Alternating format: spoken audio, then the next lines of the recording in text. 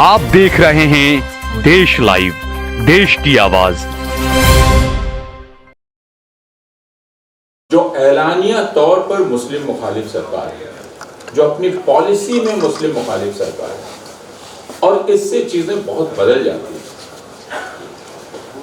इस बात को हम पहले भी कह चुके हैं, हम सारे लोग आपस में बात कर चुके हैं, लेकिन इसको दोहराना जरूरी है कि हिंदुस्तान में 3 तरह से मुसलमानों के खिलाफ नाइंसाफी हो रही है। पहला तरीका है कानूनों के जरिए।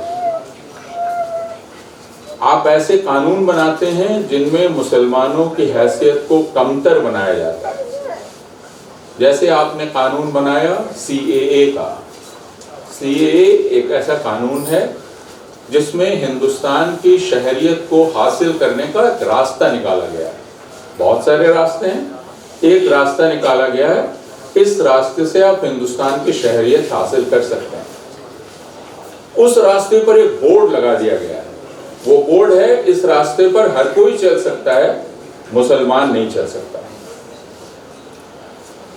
लोग कहते हैं कि भाई यह तो अफगानिस्तान, पाकिस्तान, बांग्लादेश के लोगों के लिए है, हिंदुस्तान के मुसलमानों को क्यों परेशान होना चाहिए। मैं अभी उसकी बात नहीं कर रहा। यह बात हिंदुस्तान के गृह मंत्री ने बार बार कही है कि CAA को अकेले मत देखिए, NRC के साथ मिला के देखिए।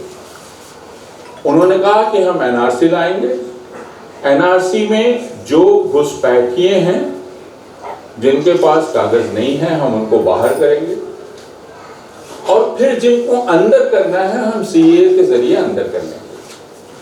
असम में यह बात आज भी कही जा रही है। हमको मालूम है कि NRC असम में की गई, लाखों परिवार तबाह हो गए। 19 लाख के आसपास लोग बाहर हो गए उस NRC से। उन 19 लाख में इत्तफाकन, या चूंकि यही बात थी, 15 लाख के आसपास हिंदू निकले। तो जो तवक्को थी, इनकी उम्मीद थी कि हम मुसलमानों को निकाल देंगे, हुआ उल्टा। 15 लाख हिंदू निकल गए, 4 लाख के आसपास मुसलमान निकले, उसके कुछ ऊपर नीचे। तो फिर बीजेपी के लोगों ने कहना शुरू किया, नहीं नहीं ये ठीक नहीं है, हम इस सिलसिले को तब तक चलाते रहेंगे जब तक जो अंदर आने वाला है उसको अंदर नहीं कर ले, और जिसको बाहर करना है उसको बाहर नहीं करना है। अब ये बात बहुत साफ है, किसको बाहर करना है, किसको अंदर करना है। तो NRC और CAA का रिश्ता बहुत साफ है। NRC आपसे कागज मांगती है, बहुत सारे कागज मेरे जैसे व्यक्ति के पास भी नहीं होंगे, यहाँ बैठे ज्यादातर लोगों के पास नहीं होंगे। लेकिन CAA का एक सिंबॉलिक मीनिंग है। CAA का सिंबॉलिक मीनिंग ये है कि हिंदुस्तान में अब तक शहरियत की जो डेफिनेशन थी, उसकी परिभाषा थी, उस परिभाषा में मजहब के आधार पर कोई भेदभाव नहीं था। पहली बार हिंदुस्तान में शहरियत की परिभाषा को धर्म के आधार पर परिवर्तित कर दिया गया, जिसमें मुसलमानों को कमतर कर दिया गया। ये एक सिंबॉलिक मीनिंग भी है, अलावा इसके कि इसका इफेक्टिव पार्ट भी है, और वह है अगर NRC इसके साथ आएगी और उसका सीधा असर मुसलमानों पर पड़ेगा, यह हमको मालूम है। और दूसरे कानूनों को भी आप देख सकते हैं। जैसे एक कानून आया ट्रिपल तलाक का कानून, कहा गया कि ये दरअसल बेचारी मुसलमान औरतें, ये मुसलमान मर्दों से बड़ी परेशान हैं। मुसलमान औरतों को मुसलमान मर्दों से कौन बचाएगा। तो उस वक्त एक एडवर्टाइजमेंट निकला कि नरेंद्र मोदी भाई मुसलमान बहनों के भाई हैं, जिन्होंने मुसलमान बहनों को उनके जुल्मी शौहरों से बचाने का बीड़ा उठाया। क्योंकि हर मुसलमान शौहर अपनी बीवी को तलाक तलाक तलाक कहने पर आमादा है। उनसे बचाना नरेंद्र मोदी का और बीजेपी का काम है। लेकिन इस ट्रिपल तलाक कानून के पीछे का उसूल बहुत साफ था। अगर ट्रिपल तलाक को देख लें, हालांकि सुप्रीम कोर्ट ने इसमें एक जजमेंट दे दिया था, उस जजमेंट के बाद किसी कानून की जरूरत नहीं थी। लेकिन उसके पीछे की मंशा बहुत साफ थी। वो क्या है? अगर आप कह रहे हैं ट्रिपल तलाक एक ठीक प्रोसेस नहीं है, ठीक, तलाक तलाक तलाक किसी ने कह दिया और आपने बीवी को छोड़ दिया, ये कोई तरीका नहीं हुआ। आपको एक पूरी प्रोसेस करनी चाहिए, उसके बाद आप अलग होना चाहते हैं अलग होइए, और ये बात ठीक है, पूरी प्रोसेस करनी चाहिए। हालांकि मैंने अफगानिस्तान की एक फिल्म देखी थी जो बहुत मज़ेदार थी, और उसका एक छोटा सा सीन था जो मैं आपको सुनाता हूँ। उसमें एक शौहर बहुत परेशान होकर एक मौलवी के पास जाता है जो बहुत ही जिसकी बड़ी इज्जत है अपने इलाके में, और उनसे कहता है कि भाई मुझसे गलती हो गई। तो उसने कहा क्या गलती हुई? तो कहा कि झगड़ा हो गया, बहुत गुस्सा आया, मैंने कह दिया तलाक तलाक तलाक, तलाक हो गया, मैं अब क्या करूं? जबकि गुस्सा आया था, गुस्से में कह दिया था। तो मौलवी साहब ने कहा फुटबॉल मैच देखते हो? तो कहा हाँ देखते हैं। कहा कि मान लो एक गोल होता है, उस समय कितनी बार गोल चिल्लाते हैं? तो हाँ गोल गोल गोल करते हैं। तो गोल तो एक ही होता है ना। कहा कि अगर एक बार तलाक तलाक तलाक कह दिया तो उसको 3 क्यों मान रहे हो? एक ही बार कहा ना, गुस्से में कहा। लेकिन ये मजाक की बात है। असल चीज है कि प्रोसेस नहीं हुई पूरी। आपने इस 3 तलाक का सहारा लेकर औरत को छोड़ दिया, असल मामला ये है। तो ये तो हिंदू भी करते हैं ना, जैन भी करते हैं, बौद्ध भी करते हैं, क्रिश्चियन भी करते हैं, बिना प्रोसेस के बीवी को छोड़ना, यही मामला है। तो आपने हिंदुओं के खिलाफ तो ऐसा कोई कानून बनाया नहीं, आपने सिर्फ मुसलमान मर्दों को क्रिमिनलाइज करने के लिए, और न सिर्फ मुसलमान मर्दों को क्रिमिनलाइज करने के लिए बल्कि एक साइकोलॉजिकल मैसेज देने के लिए कि मुसलमान औरतों की सरपरस्ती कौन करेगा? अब हिंदू करेंगे मुसलमान औरतों की सरपरस्ती, यह मैसेज देने के लिए। तो इसका एक साइकोलॉजिकल है, लेकिन इसका एक कानूनी पहलू है कि आप कानूनों के जरिए मुसलमानों को किनारे कर रहे हैं। जैसे एंटी लव जिहाद law, freedom of religion bills या लॉज जो अलग अलग जगह बने, ये सारे कानून ऐसे हैं, या एग्जीक्यूटिव ऑर्डर जैसे अभी आपने बताया डिस्टर्ब्ड एरियाज एक्ट, जो दरअसल डाइवर्सिटी को मेंटेन करने के लिए था, लेकिन अब मुसलमानों को डिस्पोजेस करने के लिए या उनको इससे रोकने के लिए कि वो कहीं डाइवर्स जगह पर मकान नहीं खरीद सकते हैं। तो पहला तरीका है कानूनों के जरिए और एग्जीक्यूटिव ऑर्डर के जरिए मुसलमानों को कमतर हालत में लाना। दूसरा तरीका है जिसके इतनी सारी मिसालें यहाँ दी गई हैं, और इसको देखकर किसी भी मुल्क के समझदार आदमी का सर शर्म से झुक जाना चाहिए कि अगर एक ऑर्गेनाइजेशन इसीलिए बनाना पड़े कि वो एक के बाद एक आप मुसलमानों पर हमला करते रहेंगे और वो उसका केस लड़ता रहेगा, इससे ज्यादा शर्म की बात किसी मुल्क के लिए क्या हो सकती है? कि किसी संगठन का काम यही हो जाए या कुछ लोगों का काम पूरी जिंदगी का मिशन यही हो जाए, इससे ज्यादा शर्म की बात किसी मुल्क के लिए नहीं हो सकती। तो दूसरा एक तरीका है कानून जिसमें आप मुसलमानों की जिंदगी को काबू में लाते हैं। आप कहते हैं यूनिफॉर्म सिविल कोड, लेकिन यूनिफॉर्म सिविल कोड क्या है? यूनिफॉर्म सिविल कोड दरअसल हिंदुओं के जीने के तरीके को बाकी तमाम लोगों पर थोप देना है, और तो कुछ है नहीं। तो एक कानून का जरिया। दूसरा तरीका है भीड़ का हमला, जिसके केस आप देख रहे हैं। तो स्ट्रीट वायलेंस, भीड़ का हमला, जिसके जरिए आप मुसलमानों की जिंदगी को हमेशा के लिए असुरक्षित कर देते हैं। कभी कभी मुझे लगता है कि अगर मैं मुसलमान हूं तो मुझे हर हिंदू को देख के डर लगेगा, क्योंकि मुझे यह नहीं मालूम है कि ये वाला हिंदू मुझ पर हमला करेगा कि नहीं करेगा, मुझको नहीं पता है। जैसे उस ट्रेन में जा रहे मुसलमानों को क्या खबर थी कि एक आदमी, एक पुलिस वाला जिसको ये जिम्मा दिया गया है कि वो हिफाजत करेगा, वो चुन चुन कर मुसलमानों को मार डालेगा। मैं किसी पुलिस वाले पर भरोसा कैसे कर सकता हूँ? अगर मैं मुसलमान हूं तो मेरे बगल में कोई बैठा हुआ है, मैं उस पर कैसे भरोसा करूं कि वो मेरे टिफिन की जांच नहीं करने लगेगा? क्योंकि ऐसे केसेस देखे गए। ट्रेन में ऐसे वीडियोस देखते हैं जहां मुसलमान बैठे हैं, अचानक लोग घेर लेते हैं उसको, उसका टिफिन देखने लगते हैं, उसकी जांच करने लगते हैं, उसका सामान निकालकर। तो दूसरा तरीका है भीड़ का हमला, जिस भीड़ के हमले के जरिए मुसलमान की जिंदगी को अनिश्चित कर दिया जाता है।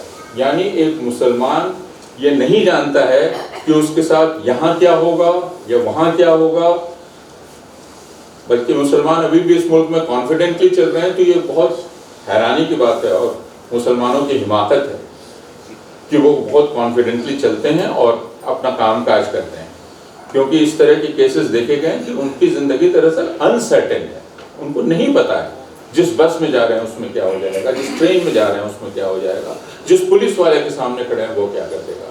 तो दूसरा तरीका है भीड़ का हमला, और तीसरा तरीका है मीडिया, जो नदीम खान साहब ने दिखलाया कि सुबह से रात तक आप मुसलमानों की एक ऐसी तस्वीर पेश करते हैं कि ये मुसलमान इंसान नहीं है, ये मुसलमान हैवान हैं, मुसलमान गए गुजरे हैं, ये लैंड जिहाद कर रहे हैं, ये यूपीएससी जिहाद कर रहे हैं, ये होटल जिहाद कर रहे हैं। अगर मुसलमान कुछ भी करे उसको फौरन जिहाद कहा जाता है। असम के चीफ मिनिस्टर ने कहा कि एक यूनिवर्सिटी बनाई असम के किनारे थोड़ी ऊंचाई पर, तो असम के चीफ मिनिस्टर ने कहा कि उसने फ्लड जिहाद कर दिया।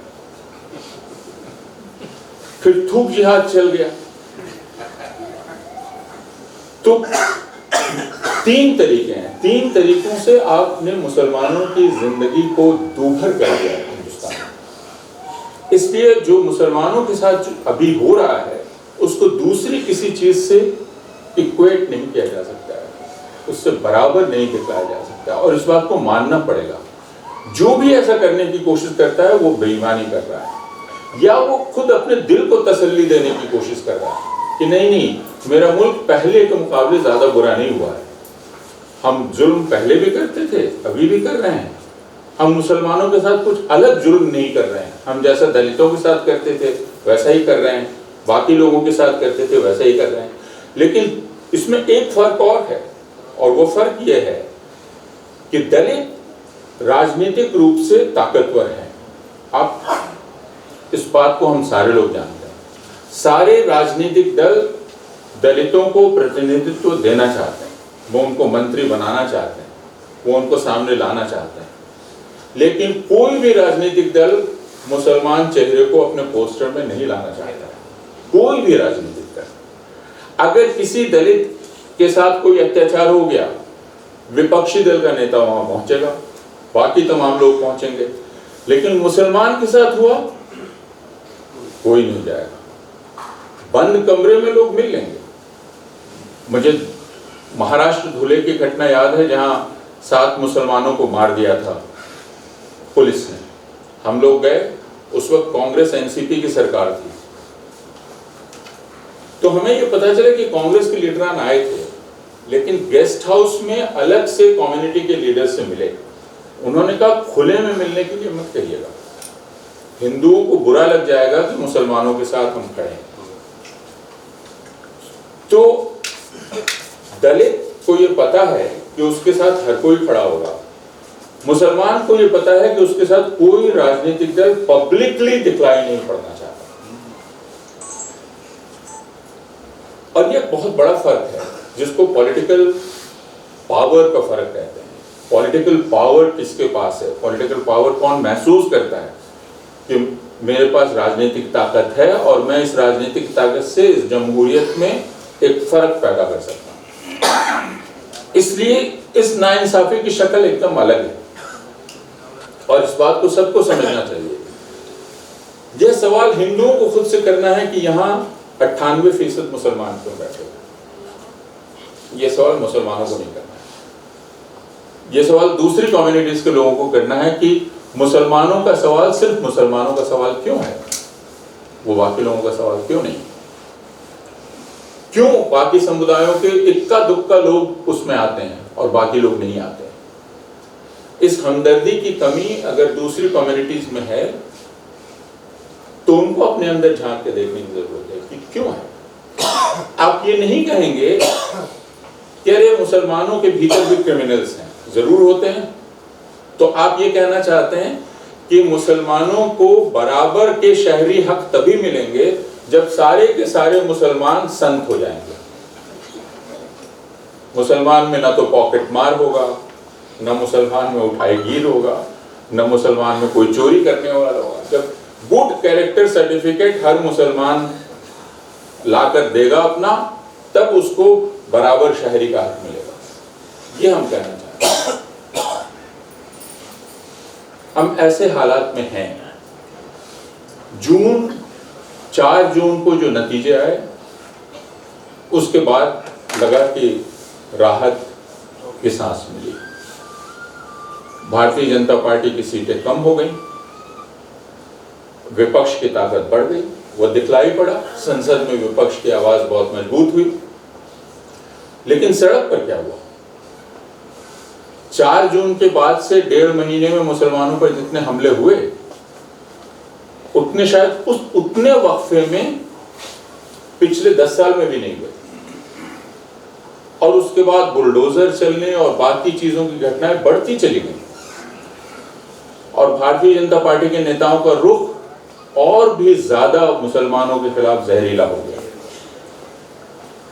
और ये बहुत विचित्र सी बात हुई कि इस चुनाव के नतीजे ने जहां विपक्ष को संसद में मजबूत कर दिया, वहां सड़क पर मुसलमानों को एक तरह से कमजोर कर दिया। हालात ये हैं, इन हालात में हम सब लोग इकट्ठा हैं और इन हालात में हम काम कर रहे हैं।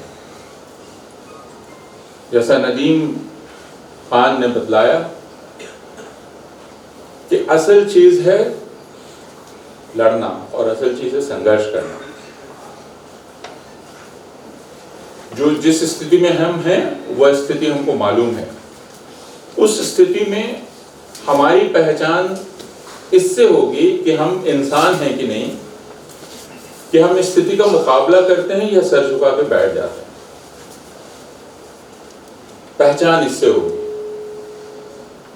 तो स्थिति का मुकाबला करना होगा और मुकाबला करने में बाकी लोगों को भी यह बतलाना पड़ेगा कि आपको इस इंसाफ की लड़ाई में शामिल होना है।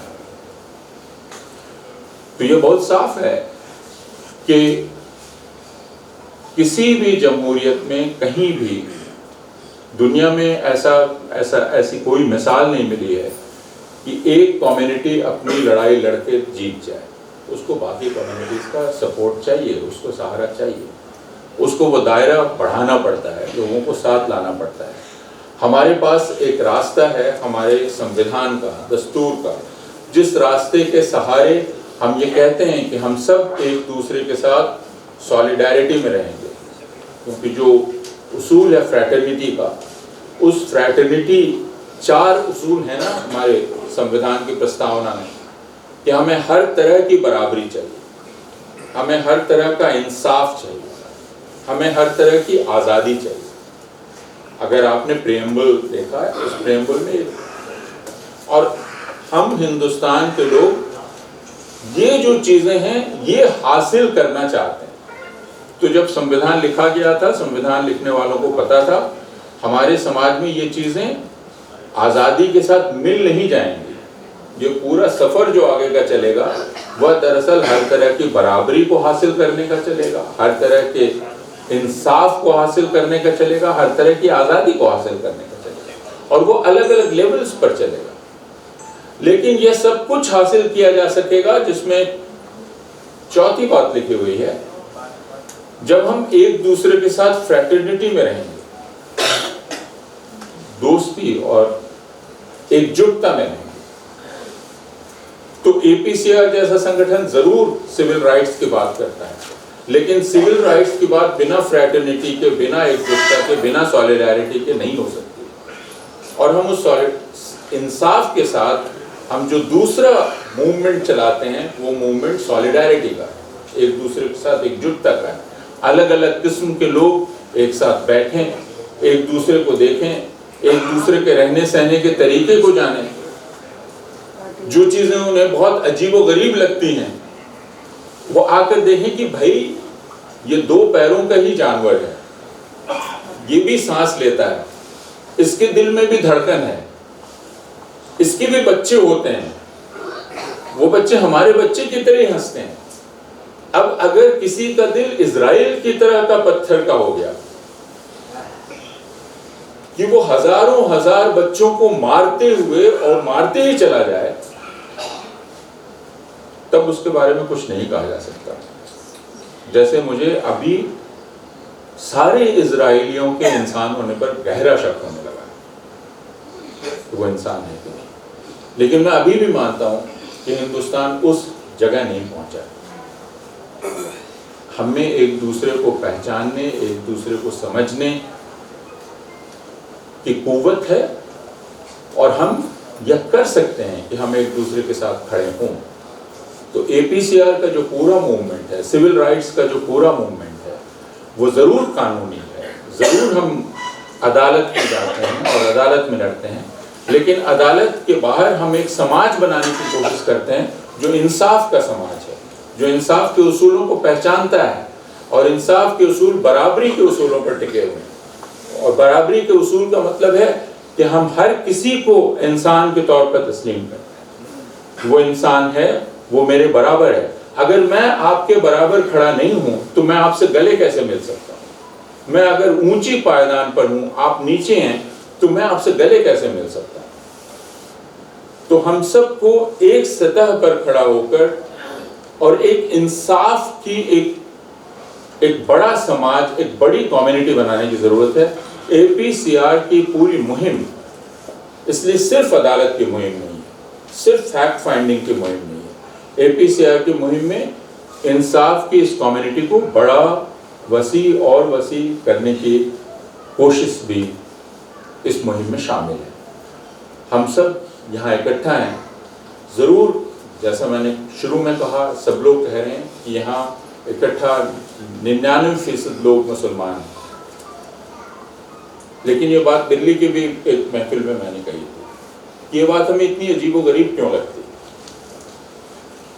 हम किसी एक कमरे में जाते हैं जहाँ 99% लोग हिंदू हैं, हमें वो बात कभी भी अजीब नहीं लगती। हम कहते हैं इंडियंस बैठे हुए हैं, लेकिन एक कमरे में हम घुसते हैं और वहाँ 99% मुसलमान होते हैं, तो हम कहते हैं कि नहीं, ये कोई वन साइडेड हो गया।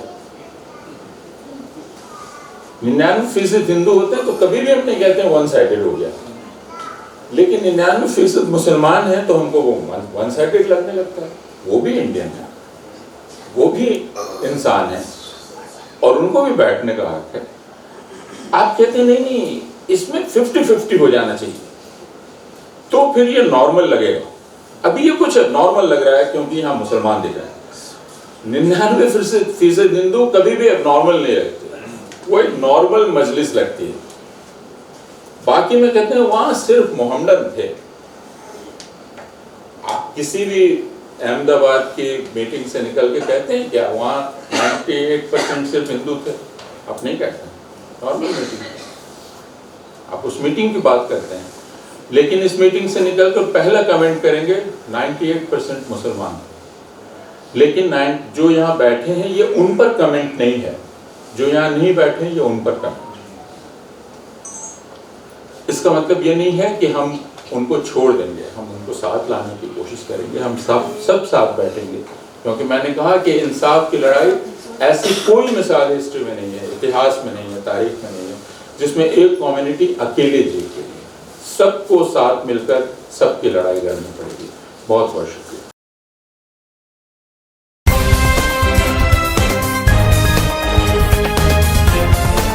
देश और दुनिया की तमाम छोटी और बड़ी खबरों के लिए हमारे चैनल को सब्सक्राइब करना न भूलें और बेल का बटन जरूर दबाएं।